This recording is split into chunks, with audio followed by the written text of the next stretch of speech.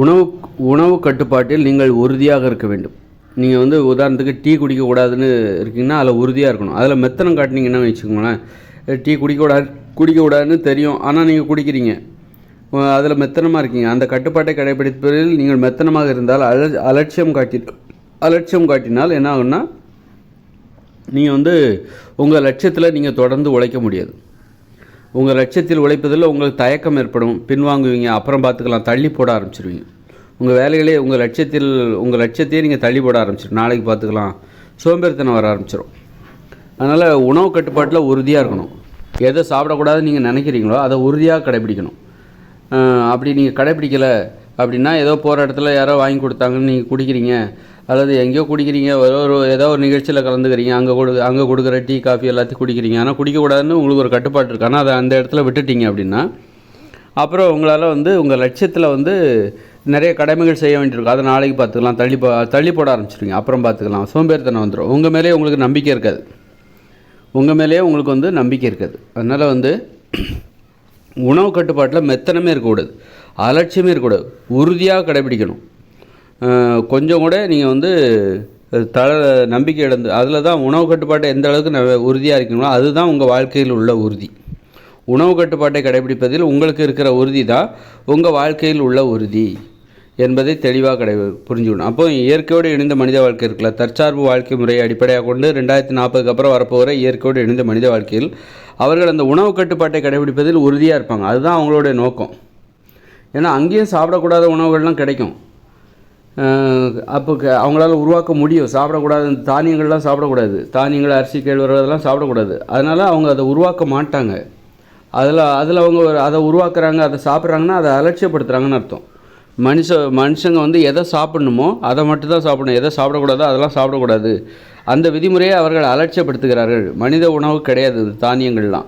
மாமிசம் சாப்பிட்றாங்கன்னு வச்சுக்கோங்க, அப்போ அவங்க மனித விதிமுறையை அலட்சியப்படுத்துகிறார்கள். அப்படின்னா அவங்க மனுஷங்களாக வாழ முடியாது. மனுஷங்களாக வாழணுன்னா மனித விதிமுறையை மனித உயிர்கள் உண்பதற்கு இயற்கை விதித்த உணவு விதிமுறையை நம்ம பின்பற்ற வேண்டும். மனித உணவுகளை மட்டும்தான் சாப்பிடணும். அப்போ தான் இயற்கையோடு இணைந்த மனித வாழ்க்கையில் நீங்கள் மனுஷங்களாக வாழ முடியும். இல்லைன்னா உங்களுக்கு மனுஷங்களாக வாழ்கிறது ரொம்ப கஷ்டம். இப்போ ரொம்ப கட்டுப்பாடாக இருந்தால் தான் அது எங்கே இருக்குதுன்னா உணவில் தான் இருக்குது. நீங்கள் சாப்பிட்ற உணவு, மனித உயிர்கள் இதெல்லாம் சாப்பிடணும், இதெல்லாம் சாப்பிடக்கூடாது, தானியங்கள் சாப்பிடக்கூடாது, மாமிசம் சாப்பிடக்கூடாது, மீன் சாப்பிடக்கூடாது, முட்டை சாப்பிடக்கூடாது, பால் சாப்பிடக்கூடாது. பால், அப்புறம் தயிர், மோர், வெண்ணெய் இதெல்லாம் சாப்பிடக்கூடாது. அப்போ எவ்வளோ கட்டுப்பாடு பாருங்கள். ஒரு மனித உயிராக வாழ்வதற்கு இவ்வளோ கட்டுப்பாடுகளை கடைபிடித்தால்தான் நீங்கள் தினசரி மனுஷங்களாக வாழ்கிறதுல உங்களுக்கு ஒரு நம்பிக்கை இருக்கும், ஒரு ஆர்வம் இருக்கும், ஊக்கம் இருக்கும், உற்சாகம் இருக்கும், அர்த்தம் இருக்கும், அறிவு என்பது இருக்கும். நீங்கள் அதை எந்த அளவுக்கு அலட்சியப்படுத்துகிறீங்களோ, இல்லை பால் சாப்பிட்டுக்கலாம் அப்படின்னா நீங்கள் 100% மனுஷங்களாக வாழ முடியும். வாழ்வதில் உங்களுக்கு நம்பிக்கை இருக்க, சோம்பேறித்தனம் வந்துடும். சும்மா உட்காந்துட்டு படுத்து தூங்கிட்டு ஒரு விளையாடணுங்கிற ஆசை வராமல் போகும், பாட்டு பாடணுங்கிற ஆசை வராது. ஒரு மனுஷங்களாக வாழ்கிறதுக்கான அந்த ஆசையை வராமல் சும்மா உட்காந்து நேரத்தை ஓப்பி அடிக்க ஆரம்பிச்சிடுவீங்க. உங்கள் கடமையை செய்ய மாட்டீங்க. ஒரு மனுஷங்களாக சுறுசுறுப்பாக வாழணும் அப்படின்னா அதற்கான விதிமுறைகள், உணவு விதிமுறையை கண்டிப்பாக அடிப்படையில் அதில் நீங்கள் உறுதியாக இருக்கணும். மனித உயிர்கள் உண்பதற்கு இயற்கையால் அனுமதிக்கப்படாத எந்த ஒரு உணவையும் நீங்கள் சாப்பிடக்கூடாது. இப்போ உதாரணத்துக்கு நாட்டு சக்கரை மோசமானதுன்னு இப்போ சொல்லியாச்சு, இப்போ நம்ம ஆராய்ச்சி பண்ணி சொல்லியாச்சு. நாட்டு சக்கரை, வெள்ளைச்சீனி எவ்வளோ மோசமானதோ அது மாதிரி நாட்டு சக்கரையும் மோசமானது. அப்போ நாட்டு சக்கரை எங்கேருந்து வருது? அந்த கரும்புலேருந்து தான் வருது. அப்போ அந்த கரும்பையும் சாப்பிடக்கூடாது. அப்போ அதை நீ சாப்பிட்டன்னா கண்டிப்பாக நீ மனுஷங்களாக, ஒரு மனித உயிர்களாக வாழ்வதற்கு உனக்கு அந்த உறுதி கிடைக்காது, ஒரு ஊக்கம் கிடைக்கும். மனுஷங்களாக எப்படி வாழணும் அப்படின்னா தினமும் விளையாடணும், தினமும் ஆடல், பாடல், கவிதை, ஓவியம், கதை சொல்கிறது, அப்புறம் காதல், நட்பு, விளையாட்டு, விவசாயம் அப்படின்னு சொல்லி அதுக்கு ஒரு பன்முகத்தன்மை இருக்குது. அதை நீ ஒவ்வொரு பாடவேளை போன்று, பள்ளிக்கூட பாடவேளை போன்று ஒவ்வொரு மணி நேரத்துக்கும் மணி அடிக்கப்படும். அந்த ஊரில் இயற்கையோடு இணைந்த மனித வாழ்க்கையில் ஒவ்வொரு மணி நேரத்துக்கும் ஒரு மணி அடிக்கப்படும். அப்புறம் அடுத்த விளையாட்டு 1 மணி நேரம்னா 1 மணி நேரம் கழித்து இன்னொரு மணி அடிக்கப்படும். அதுக்கு பிறகு என்ன பண்ணணும்? விளையாட்டுக்கு அப்புறம் கலை பூங்காவுக்கு போகணும், கலை படைப்பு. இப்படி அவங்க ஒரு தொடர்ச்சியாக திட்டமிட்டார் போன்று ஒரு அற்புதமான ஒரு வாழ்க்கையை வாழ்வதற்கு கட்டுப்பாடு தேவை. அடப்போயா மணி அடித்த உடனே யாருங்க நீ வாழலைன்னா, நீ அதுக்கெல்லாம் விதிமுறைக்கு உடன்படவில்லை என்றால் உன்னை யாரும் அங்கே கேட்க போகிறது கிடையாது. ஆனால் இப்படித்தான் நீ வாழ்ந்தாகணும். இப்படி வாழ்கிறதுக்கு உனக்கு கட்டுப்பாடு தேவை. இது சாதாரண விஷயம் கிடையாது. நான் விளையாட வரல, நான் ஆட வரல, நான் பாட வரல அப்படின்னு சொல்லி எல்லோரும் வீட்டிலே கூட உட்காந்துக்கலாம். உங்களை யாரும் தரன்னு பிடிச்சிடலாம் அங்கே எடுத்துகிட்டு வர மாட்டாங்க, ஜெயிலெல்லாம் பிடிச்சி போட மாட்டாங்க இயற்கையோடு இணைந்த மனித வாழ்க்கையில். அதனால் மனித வாழ்க்கையை ஒழுங்காக பின்பற்றினால் உங்களுக்கு நன்மை. அதை பின்பற்றலைன்னா நீ சும்மா தான் இருக்க போகிற, வேறு எதையும் நீ பட முடியாது. அந்த வாழ்க்கையில் நீ இந்த விதிமுறைகள், உணவுக்கு எந்த உணவுகளை சாப்பிடணுமோ அந்த உணவுகளை சாப்பிடணும். அதை சாப்பிட்டாக்கா நீ எப்படி மனித உயிர்கள் வாழ வேண்டுமோ, இப்போ நான் சொன்ன மாதிரி தான் ஒரு மணி நேரத்துக்கு 1 மணி நேரம், அதாவது 1 மணி நேரம் விளையாட்டு முடிஞ்சோடனே பெல் அடிப்பாங்க. அது மாதிரி அடுத்த பெல் அடிக்கும்போது கலை பூங்காக்களில் போயிட்டு அவங்க கலை படைப்பு திறனை வெளிப்படுத்த வேண்டும். அதுக்கப்புறம் 1 மணி நேரம் தூங்கணும், 1.5 மணி நேரம் தூங்கணும் மத்தியானம். இப்படி அங்கே ஒரு விதிமுறை இருக்குது, ஒரு ஊர் இருக்குது, இங்கே தெரு இருக்குது. அந்த தெருவில் வந்து இது மாதிரி ஒவ்வொரு தெருவிலையும் இது போன்ற கட்டுப்பாடுகள், ஒரே மாதிரியான கட்டுப்பாடு தான் ஒவ்வொரு தெருவிலையும் கடைபிடிக்கப்படும். அந்தந்த தெருவினர் அந்தந்த தெருவை கட்டுப்பாட்டிற்குள் வைத்துக் கொடுப்பார்கள். இப்படி தான் வாழ வேண்டும். இப்படிப்பட்ட வாழ்க்கை முறையை வாழ்வதற்கு அடிப்படையில் நீ எதில் உறுதியாக இருக்கணும்னா உணவில் உறுதியாக இருக்கணும். மனுஷங்க இதெல்லாம் சாப்பிடக்கூடாதுன்னா அதை சாப்பிடக்கூடாது. அப்படி சாப்பிட்டா என்ன ஆகும்னா இந்த மாதிரி ஒரு நாள் வாழ முடியாது. அவங்க காலையில் இப்போ காலையில் எப்போ சூரியன் உதிக்கிறதுக்கு 10 நிமிஷத்துக்கு முன்னாடி பெல் அடிப்பாங்க, உடனே எல்லோரும் எழுந்திருக்கணும். அப்புறம் வந்து சூரியன் உதிச்சிரும். அப்புறம் பார்த்திங்கன்னா உடற்பயிற்சி செய்யணும், காலை கடன்கள்லாம் முடிக்கணும். உடற்பயிற்சி செஞ்சுட்டு ஒரு 7 மணிக்கு என்ன பண்ணணும், போய் விவசாய நிலத்துக்கு ஒரு பெல் அடிப்பாங்க, அப்போ விவசாய நிலத்துக்கு போகணும். 10 மணிக்கு ஒரு பெல் அடிப்பாங்க, விவசாய நிலத்தை விட்டு வெளியே வந்துடணும். இப்படி நிறைய விதிமுறைகள் இருக்குது. இந்த விதிமுறைகளில் எப்போ உனக்கு அலட்சியம் வரும் அப்படின்னா, நீ ஏதாவது உணவில் மாற்றி சாப்பிட்டேன்னு வச்சுக்கோ, மனுஷங்க சாப்பிடக்கூடாத உணவுகளை நீ சாப்பிட்டேன்னா இந்த விதிமுறைகளை நீ அலட்சியப்படுத்திடுவ. இந்த விதிமுறையெல்லாம் உனக்கு பின்பற்றுறதுக்கு ஆர்வமே வராது. அதனால் நீ மாமிசம் சாப்பிட்ற, அல்லது இந்த கரும்பு சாப்பிட்ற, இந்த பொங்கல் கரும்பு சொல்லலை, நம்ம இந்த வெள்ளைச்சீனி நாட்டு சக்கரெலாம் தயாரிக்கிறாங்களா, அந்த கரும்பு சாப்பிட்ற அப்படின்னா, ஏதாவது அரிசியை வந்து நீ விளைய வச்சு அதை வறுத்து திங்கிற, அல்லது பச்சையாகவே திங்கிற அப்படின்னா கண்டிப்பாக உன்னால் இந்த விதிமுறைகளை பின்பற்ற முடியாது. ஆனால் மனித உணவு முறையில் நீங்கள் கண்டிப்பானவராக இருக்க வேண்டும். அப்படி இருக்கிற வரைக்கும் தான் நீ மனுஷங்களாக வாழ முடியும். இன்றைக்கி பாருங்கள், யாருமே விளையாடுறது கிடையாது, யாருமே ஆடணும் பாடணுங்கிற எண்ணமே கிடையாது. ஆடணும் பாடணும் எல்லோரும் சோம்பேறி ஆகிட்டாங்க. காரணம் என்னன்னா அந்த உணவு தான் காரணம். நம்மை சோம்பேறி ஆக்குகிற நம்ம முன்னாடி அவங்க டிவியை வச்சிடுறாங்க. டிவி பார்த்ததுனால நம்ம சோம்பேறி ஆகலை, சோம்பேறியான நம்ம கண்ணு முன்னாடி அவங்க டிவியை வச்சிடுறாங்க. அதனால் இந்த உணவு தான் நம்மளை சோம்பேறி ஆக்கிச்சு. இந்த உணவு தான் நம்மளை சண்டை போட வச்சுது, போரிட வச்சுது. நம்மளால் மகிழ்ச்சியாக வாழவே முடியல. இந்த உணவை சாப்பிட்டுட்டு மகிழ்ச்சியாக வாழவே முடியலை. இந்த உணவு என்பது சண்டை போடுவதற்கு ஊக்கம் தருகிற உணவுகள். இதெல்லாம் சண்டை போட வச்சிடும். இதை சாப்பிட்டிங்கன்னா உங்களுக்கு சண்டை போடணுங்கிற எண்ணம் தான் வரும். காரணம் என்னென்னா, இந்த உணவுகள், தானிய உணவுகளை சாப்பிட்டிங்கன்னா உடம்புல வலிமை அளவுக்கு அதிகமாக அதிகரிக்கும். உடம்புல வலிமை அதிகரித்தோடனே யாரையாவது அடிமைப்படுத்தணும், அடக்கணும், ஒடுக்கணும், சண்டை போடணுங்கிற எண்ணம் தான் வரும். நீ மென்மையானவராக இருக்கும்போது தான், மென்மையானவராக இருந்தால் தான் உனக்கு அந்த சண்டை போடணுங்கிற எண்ணம்லாம் வரும். அதுக்கு தகுந்த உணவுகளை சாப்பிடணும். இந்த சோறு, பூரி, பொங்கல் இதெல்லாம் சாப்பிட்டா, அந்த காலத்தில் கேழ்வரகு கூழ் அப்படின்னு சாப்பிட்டாங்க, திணை, கம்பு அப்படின்னு சோளக்காடி இதெல்லாம் குடித்தாங்க. அதனால் அந்த காலத்தில் போரிட்டாங்களே. ஏன் போரிட்டாங்க? அது உணவு தான் காரணம். இந்த உணவை சாப்பிட்டா உடம்புல அப்படி ஒரு தெம்பு வரும், ஒரு வலிமை வரும். அந்த தெம்பு வலிமை வந்தோடனே யாரையாவது அடிக்கணும், ஒடுக்கணும், அடக்கணும், சண்டை போடணுங்கிற எண்ணம் தான் வரும். அப்போ அந்த காலத்துலேருந்து இந்த காலத்து வரைக்கும் அவங்களுக்கு மகிழ்ச்சியாக வாழணுங்கிற எண்ணம் வரல.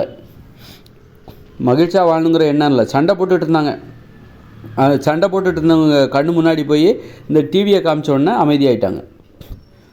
தொலைக்காட்சி வருவதற்கு முன்னாடி வரைக்கும் இந்த ஊர்களில், கிராமங்களில், நகரங்களில் எல்லா இடத்துலையும் சண்டை நடந்துக்கிட்டே இருந்தது. தெருவுக்கு தெரு சண்டை போட்டுக்கிட்டு இருந்தாங்க. குழாயில் பெண்கள் சண்டை போட்டுருந்தாங்க, பெண்கள் ஒரு புறம் சண்டை போட்டுருந்தாங்க, பெண்களுக்குள்ளே சண்டை போட்டுக்கிட்டு இருந்தாங்க. ஆண்கள் ஒரு புறம் ஆண்களுக்குள்ளே சண்டை போட்டுக்கிட்டு இருந்தாங்க. தெருவுக்கு தெரு, சாதிக்கு சாதி. சண்டை போடுவதற்கு ஒரு காரணம் தேவை, அதுதான் சாதி. அதற்காக உருவாக்கப்பட்டது தான் சாதி. சண்டை போடுவதற்காகவே உருவாக்கப்பட்டது தான் சாதி. சண்டை போடுவதற்காகவே உருவாக்கப்பட்டது தான் மதம். சண்டை போடுவதற்காகவே உருவாக்கப்பட்டது தான் மொழி மீதான வெறி, நாடு மீதான வெறி. அதனால் அந்த காலத்தில் சண்டை போட்டுட்டு இருந்தாங்க. அந்த காலத்தில் வரைக்கும் போரிட்டு இருந்தாங்க. அப்புறம் தான் இந்த இயந்திர அறிவியல் தொழிற்புரட்சி வந்தோடனே சண்டை போட்டுட்டு இருந்தவங்க கையில் இந்த இயந்திர அறிவியல் தொழிற்புரட்சியை கொடுத்தாங்க. இயந்திர அறிவியல் தொழிற்புரட்சியை கொடுத்த உடனே அவங்க சண்டை போடுறதை நிறுத்திட்டு அதில் கவனம் செலுத்த ஆரம்பிச்சிட்டாங்க. எது? இந்த இன்ஜினியர் ஆகணும், டாக்டர் ஆகணும், விஞ்ஞானி ஆகணும், அந்த வழியில் போக ஆரம்பிச்சிட்டாங்க. அது வரைக்கும் சண்டை தான் போட்டுட்டு இருந்தாங்க. அதுமாதிரி சண்டை போட்டுட்டு இருந்தவங்க பார்வையில் டிவியை கொண்டு கண்டுபிடிச்சி கொடுத்தோன்னே டிவி பார்க்க ஆரம்பிச்சிட்டாங்க. அதனால சண்டையை நிறுத்திட்டாங்க. ஆனால் இப்போ சண்டை போட்டுட்டு இருந்தவங்க கையில் வந்து பள்ளிக்கூடத்துக்கு போங்க அப்படின்னோடனே பள்ளிக்கூடத்துக்கு போங்க அப்படின்னோடனே சண்டையை நிறுத்திட்டு பள்ளிக்கூடத்துக்கு போனாங்க. ஆனால் பள்ளிக்கூடம் வழியாக எப்படி சண்டை போடுறது, பள்ளிக்கூடத்தில் அந்த பாடத்தை படித்து அதுவும் ஒரு சண்டை தான். அது சண்டை போடுவதற்காகவே கற்றுக்கொள்கிறார்கள். பிற்காலங்களில் ஒரு இன்ஜினியர் ஆகி டாக்டர் ஆகி அவங்க அதுக்கப்புறம் சண்டை தான் போடுறாங்க. படித்தவங்களாக, அதாவது படித்தவர்களாக சண்டை, படித்தவர்கள் போடுகிற சண்டை. பள்ளிக்கூடத்தில் போய் படிச்சுட்டு போய் சண்டை போடுறாங்க.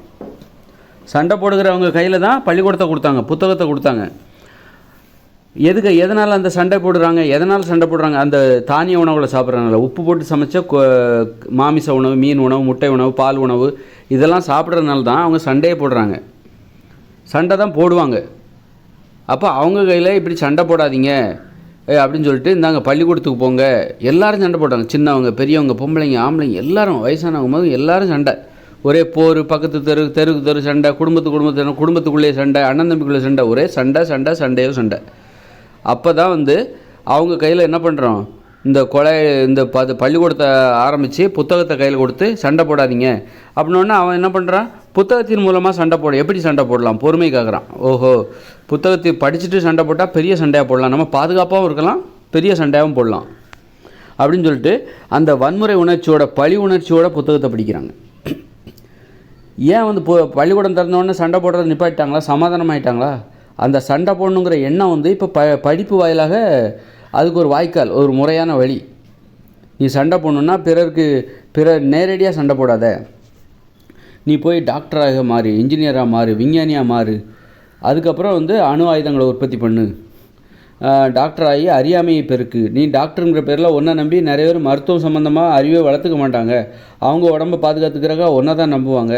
அதனால் அவங்க முட்டாளாக இருப்பாங்க. நீ மருத்துவம் சார்ந்த அறிவோடு இருப்ப. அப்போ அதன் மூலம் அவர்கள் அறியாமை என்கிற அந்த பள்ளத்தில் வீழ்ந்துருவாங்க. மருத்துவ அறிவு அவங்க உடம்புக்கு நீ எதை கொடுத்தாலும் அவங்க வாங்கி சாப்பிடுவாங்க. உன் மேலே உள்ள நம்பிக்கையில் நீ எதை கொடுத்தாலும் வாங்கி சாப்பிடுவாங்க. அதை வச்சு நீ மருத்துவ வியாபாரம் பண்ணிக்கலாம், மருந்துகளை வியாபாரம் பண்ணி பணம் சம்பாதிச்சிக்கலாம், அவங்கள ஏமாற்றலாம். நோயை குணமாக விடாமல் நோயை கட்டுப்பாட்டுக்குள்ளே வச்சுக்கிற மாதிரி தினசரி மாத்திரை போட்டால் தான் வாழ முடியும் அப்படிங்கிற மாதிரி நீ மருந்துகளை கண்டுபிடிச்சி அவனுக்கு வியாபாரம் பண்ணலாம். இந்த மாதிரி நீ அவங்கள அழிச்சிடலாம். இப்படி இப்போது அந்த அழிக்கணும், அந்த சண்டை போடணுங்கிற எண்ணங்கிறது வந்து இப்போ மாறி இருக்குது, நவீனமாக இருக்குது. எதை நிறுத்தினா இவங்க சண்டை போட மாட்டாங்க அப்படின்னா, நீ பள்ளிக்கூடங்கள் 1008 நூலங்களை அமைச்சு கொடு, பள்ளிக்கூடங்களை கட்டி கொடு, அப்போவும் அவனுக்கு அந்த சண்டை போடணுங்கிற எண்ணம் இருக்க தான் செய்யும். எதை நிறுத்தினா சண்டை போட மாட்டாங்கன்னா, அந்த உணவை மாற்றணும். நீ சாப்பிட்டுட்டு இருக்க உணவை மாற்ற வேண்டும். அந்த தானிய உணவுகளை சாப்பிடக்கூடாது, உப்பு போட்டு சமைச்ச உணவுகளை சாப்பிடக்கூடாது, மாமிசம், மீன், முட்டை உணவுகளை, பால் உணவுகளை சாப்பிடக்கூடாது. அப்போ தான் நீ சண்டை போட மாட்டேன். அப்போ தான் நீ வந்து சண்டை போடுவதை நிறுத்து. அப்போ நீ பள்ளிக்கூடத்துக்கே போக மாட்டேன். ஏன்னா சண்டை போடுறதுக்காக தான் நீ பள்ளிக்கூடத்துக்கே போகிற. ரொம்ப நவீன முறையில் சண்டை போடணுங்கிறக்காக தான் நீ பள்ளிக்கூடத்துக்கே போகிற. நவீன முறையில் சண்டை போடுறாங்களா? எப்படி நவீன முறையில் சண்டை போடுறாங்க? இப்போ ஏவுகணை, அணுகுண்டு இதெல்லாம் யார் தயாரிக்க? பள்ளிக்கூடத்தில் படித்தவங்க தானே தயாரிக்கிறாங்க. பள்ளிக்கூடத்தில் படித்தா சண்டை போடணுங்கிற எண்ணமே வராதுன்னா அவனுக்கே அந்த அணுகுண்டெல்லாம் அவன் ஏன் தயாரிக்கிறான்? அணு உலைகளெல்லாம் ஏன் நிறுவுறாங்க? இலக்கு நோக்கி தாக்குகிற அந்த ஏவுகணைகளை ஏன் தயாரிக்கிறாங்க? ராக்கெட்டு, குண்டு, அணு ஆயுதம், துப்பாக்கி, இராணுவத்தில் போய் வேலை பார்க்குறாங்களா? அவங்கெல்லாம் படிச்சுட்டு வந்தவங்க தானே. அவங்க அப்போது இது சண்டை போடுறது தான், மறைமுகமாக சண்டை போடுறாங்க. இது நேரடியாக சண்டை போடுது. இராணுவம் நேரடியாக சண்டை போடுது. படித்தவங்க தான் பள்ளிக்கூடத்தில் படித்தவங்க தான் இந்த அணு குண்டுகளை கண்டுபிடிக்க முடியும், அணு உலைகளை உருவாக்க முடியும். ஆக எல்லாமே சண்டை தான், மறைமுகமாக சண்டை போட்டுட்ருக்காங்க. இப்போ வாகனங்களை உற்பத்தி பண்ணுறாங்க, அதை ரோட்டில் விடுறாங்க. வாகனங்களில் அடிபட்டே 10 லட்சம் பேர் சாகுறான். ஆனால் இவன் தான் கொண்டான்னு நம்ம அவங்களால சொல்ல முடியாது. இவங்களை கொலைகாரன்னு யாரும் சொல்கிறதில்ல. பார்த்திங்களா? இதுதான் நவீன முறையில் சண்டை போடுறதுங்கிறது.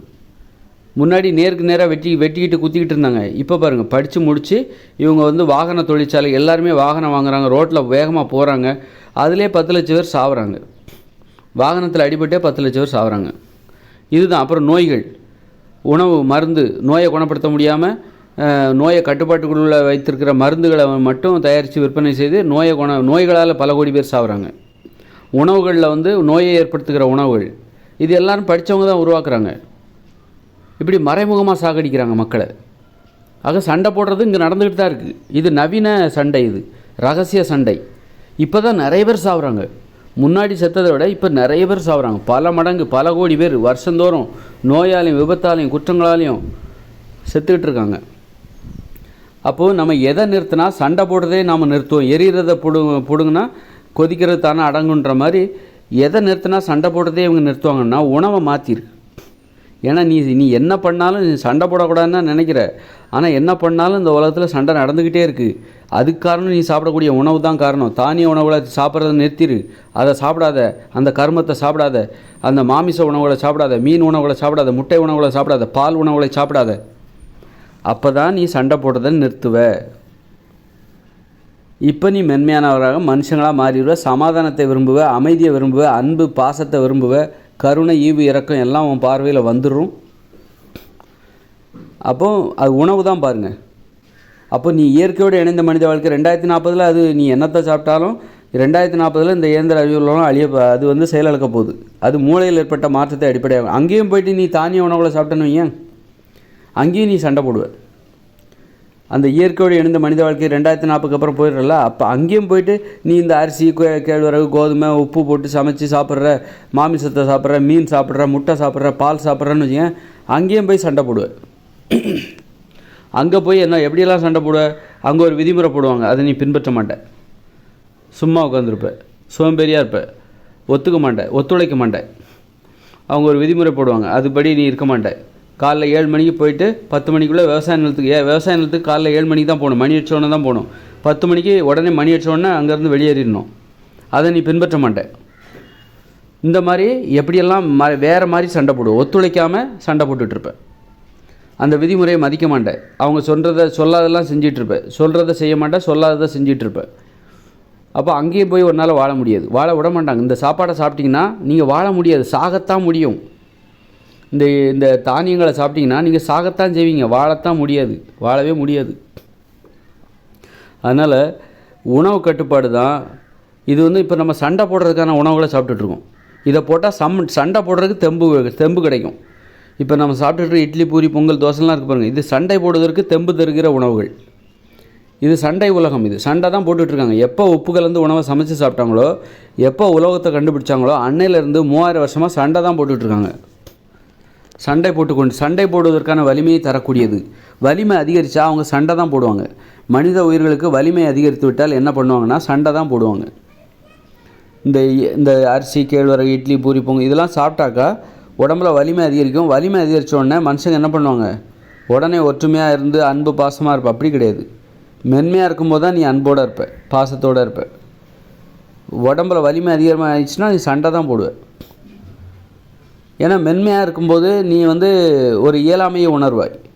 மென்மையாக இருக்கிற உன்னால் ஒரு அதிக வலிமை உங்கள்கிட்ட இல்லைன்னா ஒரு இயலாமையை உணர்வேன். உனக்கு பிறரோட உதவி தேவைப்படும். அப்போ பிறரை உதவியை பிறரை அதிகாரத்தை காட்டி அடித்து பயமுறுத்தி அடிமைப்படுத்தி அவங்ககிட்ட உதவியை வாங்க முடியாது. ஏன்னா நீ மென்மையானவராகிட்ட. அப்போ பிறர்கிட்ட நீ உனக்கு தேவையான உதவியை முறையான வழிகளில் போய் நீ பெறுவே. முறையான வழியில் அன்பை காட்டி பாசமாக நடந்துக்கிட்டு, பணிவாக நடந்துக்கிட்டு, அவங்க சொல்கிறத கேட்டுக்கிட்டு, அவங்களுக்கு இடையூறு செய்யாமல் அவங்ககிட்ட உதவி வாங்குவேன். நீ அவங்களுக்கு உதவி செய்வ. மென்மையாக இருப்பதன் மூலம் தான் அது வரும். மென்மையாக இருக்கும்போது தான் நீ பிறரை சார்ந்து வாழ்வாய். நீ உனக்கு உடம்புல வலிமை அதிகரித்து விட்டால் நான் ஏன் மற்றவங்கள சார்ந்து வாழணும் அப்படின்னு நினைக்க ஆரம்பிச்சிருவேன். மற்றவங்ககிட்டேருந்து எனக்கு உதவி தேவைன்னா நான் அவனை 2 அடி போட்டால் எனக்கு செஞ்சிட போகிறான். மிரட்டியே வாங்கிடுவேன். மிரட்டியே எனக்கு தேவையான உதவியை நான் வாங்கிடுவேன். என் உடம்புல தெம்பு இருக்குது, நான் எதுக்கு மற்றவங்ககிட்ட இறங்கி போகணும், என்னை பார்த்தாலே பயப்படுவாங்க அப்படின்னு சொல்ல ஆரம்பிச்சிடும். அப்படிப்பட்ட சிந்தனை வர ஆரம்பிச்சிடும். எப்போ என்னை பார்த்தாலே பயப்படணும் அப்படிங்கிற சிந்தனையெல்லாம் வர ஆரம்பிச்சிடும். இப்போ உடம்பை நல்லா வைக்கணும், சரி என்னால் தான் முடியலை, என் உடம்பு தான் சின்னதாக போச்சு, என் பிள்ளையாவது நல்லா உடம்பை வளர்த்துக்கிட்டு 4 பேரை மிரட்டணும் அப்படின்னு அந்த மாதிரி எண்ணம் உள்ளவங்களும் இருக்காங்க. ஏன் உடம்புல வலிமை அதிகமானால் அவனுக்கு ஈகோ வந்துடும். நான் எதுக்கு மற்றவங்ககிட்ட பணிஞ்சு போகணும், நான் மிரட்டினாலே என்னை பார்த்தாலே எனக்கு பணிஞ்சிருவாங்க அப்படிங்கிற எண்ணம் வரும். அப்படி தான் அப்போ நீ மென்மையானவராக மாறும்போது உனக்கு அந்த வலிமை இருக்காது, உனக்கு அந்த ஆற்றல், அளவுக்கு அதிகமான ஆற்றல் இருக்காது. மென்மையான உணவுகளை சாப்பிட்டிங்கன்னா, மனித உணவுகளை சாப்பிட்டிங்கன்னா மென்மையானவராக மாறிடுவீங்க. உங்களுக்கு அளவுக்கு அதிகமான ஆற்றல் இருக்காது. சண்டை போடுற அளவுக்கு தெம்பு இருக்காது. சண்டை போடுற அளவுக்கு தெம்பு இருக்காது. கத்தி பேச மாட்டீங்க, ரொம்ப கத்தியெல்லாம் பேசுகிறது இதெல்லாம் வராது. அமைதியாக பேசுவீங்க, மென்மையாக இருப்பீங்க. அப்போது யாரையும் உங்களால் அடக்க முடியாது, ஒடுக்க முடியாது, அடிமைப்படுத்த முடியாது, அச்சுறுத்த முடியாது, சண்டை போட முடியாது. அப்படி இருக்கும்போது உங்களுக்கு ஆனால் உதவிங்கிறது உங்களுக்கு தேவை. நீங்கள் மென்மையானவராக இருந்தாலும் சரி, உதவிங்கிறது உங்களுக்கு தேவை. அப்போ என்ன பண்ணுவீங்க, முறையான வழிகளில் போய் உதவி கேட்பீங்க. உங்களோட பெரியவராக இருந்தால் அவர்கிட்ட பணிவாக நடந்துக்கிட்டு, அவருக்கு விசுவாசமாக இருந்துக்கிட்டு, அவர்கிட்ட உதவியை வாங்குவீங்க. அது மாதிரி உங்ககிட்ட யாராவது உதவி கேட்டாங்கன்னா நீங்கள் விசுவாசத்தை எதிர்பார்ப்பீங்க, உண்மையாக இருக்கணும் அப்படின்னு அது மாதிரி பெண்கள்கிட்ட ஆண்கள் பணிஞ்சிருவாங்க. ஏன்னா மென்மையாக இப்போ அதிகாரத்தை காட்டி இப்போ தானிய உணவுகளை சாப்பிட்டா உடம்புல வலிமை வந்துடும். அப்புறம் பெண்களை மிரட்டியே அவங்கள வேலை வாங்க வச்சிடலாம். இப்போ இவங்க மனித உணவுகளை சாப்பிட்றாங்க, காய்கறிகள், கீரைகள், கிழங்குகள், பழங்களை சாப்பிடும்போது உடம்புல வலிமை குறைஞ்சிரும். வலிமை இருக்கும், ஆனால் குறைவான வலிமை தான் இருக்கும். அப்போ பெண்களை இவங்களால் மிரட்டி அவங்கள ஒன்றும் பணிய வைக்க முடியாது. பெண்கள்கிட்ட பணிஞ்சிருவாங்க ஆண்கள். அதான் இந்த உடம்புல வலிமை அதிகரித்தா மனுஷங்க சண்டை தான் போடுவாங்க, இன்னும் அதிகமான வலிமை அன்பை கொடுக்க மாட்டாங்க. அதனால் அதுதான் சொல்கிறது, உணவு தான் நமது வாழ்க்கை முறையை தீர்மானிக்கிறது. நாம் எப்படி வாழணும். இன்றைக்கி நம்ம சண்டை தான் போடுறோம். அது நம்ம இன்றைக்கி அமைதியாக இருக்கோம், சண்டை போடாமல் அமைதியாக இருக்கிறோம். ஆனால் நம்ம வேலையில் நம்ம சண்டை போட்டுட்ருக்கோம். நம்முடைய லட்சியம், நான் டாக்டர் ஆகணும், இன்ஜினியர் ஆகணும், கலெக்டர் ஆகணும், அரசியல் அதிகாரம், இதெல்லாம் சண்டை போடணும். டாக்டராகி சண்டை போடணும், இன்ஜினியர் ஆகி சண்டை போடணும், விஞ்ஞானி ஆகி சண்டை போடணும், வீழ்த்தணும், மறைமுகமாக இந்த மனுஷங்களை வீழ்த்தணும், கொலை பண்ணணும் அப்படிங்கிற எண்ணம் தான் இந்த மாதிரி இந்த உணவுகளை சாப்பிடுவதால் நமக்கு ஏற்படுகிறது. அந்த அளவுக்கு நம்ம மனித உணவுகளுக்கு மாறும்போது சமாதானம் இந்த உலகத்தில் பெருகும். போர் நடக்காது, சண்டைகள் இருக்காது, குற்றங்கள் இருக்காது, அழிவுகள் இருக்காது, நோய்கள் இருக்காது, எதுவுமே இருக்காது. இன்றைக்கி நம்ம தொழில் மூலமாக சண்டை போட்டுட்ருக்குறோம். நம்ம தொழில் மூலமாக நம்ம திறமையை காமிச்சு அதன் மூலமாக நம்ம சண்டை போட்டுட்ருக்கோம். அப்போ நிஜத்தில் நம்ம வீட்டுக்கு வந்தால் யார்கிட்டையும் பேசணுங்கிற எண்ணம்லாம் பெருசாக நமக்கு இல்லை, தனியாகவே இருக்கிறோம். ஏன்னா பேசினா தவறான புரிதல்கள், சண்டை சச்சரவுகள் தான் பெருகும். தொழிலில் சண்டை போடுறோம். நாள் முழுக்க 8 மணி நேரம் தொழில் பண்ணுறீங்கன்னா 8 மணி நேரம் சண்டை போட்டுட்ருக்கீங்க. உங்கள் தொழில் மூலமாக நீங்கள் சண்டை போடுறீங்க. மறைமுகமாக அழிவுகளை ஏற்படுத்துவதற்காக ஒரு வேலையை நீங்கள் செய்கிறீங்க. நல்லது செய்கிறோங்கிற எண்ணத்தில் கெட்டது செஞ்சிட்ருக்கீங்க, அவ்வளோதான். உங்கள் எண்ணம் நல்லது செய்கிறோங்கிற எண்ணம் நினச்சிக்கிட்டு நல்லது செய்கிறோம் அப்படின்னு சொல்லிவிட்டு நீங்கள் கெட்டது செஞ்சிட்ருக்கீங்க. ஒரு நல்ல செயல்கள் மூலமாக நல்ல செயல்கள் என்கிற போர்வையில் நீங்கள் கெட்டது செஞ்சிட்ருக்கீங்க. இந்த இயந்திர அறிவியல் உலகத்தை பாதுகாக்கிறதே கெட்டது தான். இந்த இயந்திர அறிவியல் உலகத்தை பாதுகாப்பது, இதை பராமரிப்பது, இதே ஒரு கெட்டது தான். இருந்தாலும் ஒரு அமைதியான ஒரு உலகத்துக்கு போகணுன்னா இப்படி தான் போகணும். இப்படி போனால் தான் நம்ம 2040 அப்புறம் வரப்போகிற அந்த அமைதியான உலகத்துக்குள்ளே நம்ம நுழைய முடியும். அதுக்கு இப்படித்தான் போகணும். காடு மேடுகளை கடந்தால்தான், புதர்களெல்லாம் கல் எல்லாத்தையும் கடந்தால் தான் நம்ம போக வேண்டிய லட்சியத்தை அடைய முடியும். இதெல்லாம் கல் காடு, இதெல்லாம் நம்ம இந்த இயந்திர அறிவியல் உலகம் என்பது கல் காடுகள். இதில் கடந்தால் தான் நம்ம 2040 அப்புறம் அந்த உலகத்துக்கு நம்ம போக முடியும்.